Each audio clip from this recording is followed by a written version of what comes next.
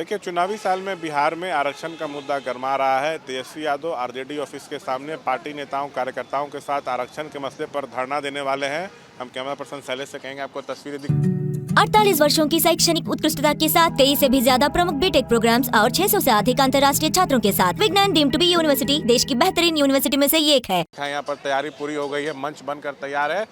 लालू राबड़ी की तस्वीर है, तेजस्वी की तस्वीर है, लिखा हुआ है आरक्षण चोर बीजेपी नीतीश सरकार जवाब दो।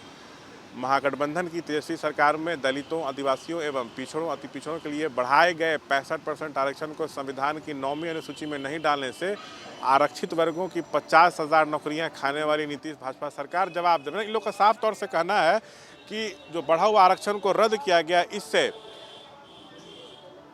दलितों, आदिवासियों, पिछड़ों, अति पिछड़ों समाज के जो अभ्यर्थी हैं उनको सीधा 16% आरक्षण का जो है वो नुकसान हो रहा है। हमारे साथ आरजेडी के प्रवक्ता एजाज अहमद हैं।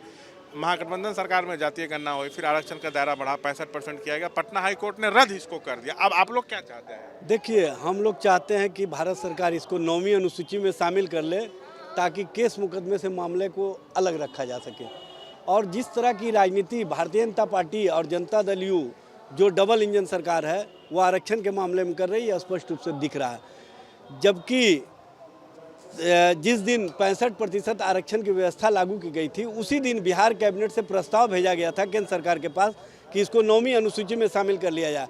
लेकिन केंद्र की सरकार की मंशा ठीक नहीं है। भारतीय जनता पार्टी नहीं डलवा पाए, जबकि उनके दम में केंद्र की सरकार चल रही है। कहना है भाई, नीतीश कुमार जिस दिन से डबल इंजन सरकार में शामिल हुए हैं, उसके बाद से तो आरक्षण के मामले पर और कहीं ना कहीं भारतीय जनता लोग चाहते हैं कि विधानसभा से प्रस्ताव पारित और 65% आरक्षण लागू हो। देखिए, हम लोग याद होगा आपको कि पिछले सत्र में तेजस्वी जी ने कहा था कि अगर इस आरक्षण व्यवस्था को 75% कर दिया जाए तो राष्ट्रीय जनता दल और महागठबंधन समर्थन देने के लिए तैयार है। और जिस दिन 75% की व्यवस्था की जाए, उसी दिन 9वीं अनुसूची में भारत सरकार के पास प्रस्ताव भेजा जाए और इसको शामिल कर ले। चुनावी साल में आप लोग को आरक्षण याद है? देखिए, चुनावी साल का मामला नहीं है। मामला सबको पता है कि जब महागठबंधन सरकार थी तो हमने जातीय गणना कराए और तेजस्वी जी ने 65% आरक्षण की व्यवस्था करके दलितों, आदिवासियों, पिछड़ों, अति पिछड़ों को जो आरक्षण बढ़ाने का काम किया, उससे 65% जो पहले 49.5% था वो 65% आरक्षण हो गया।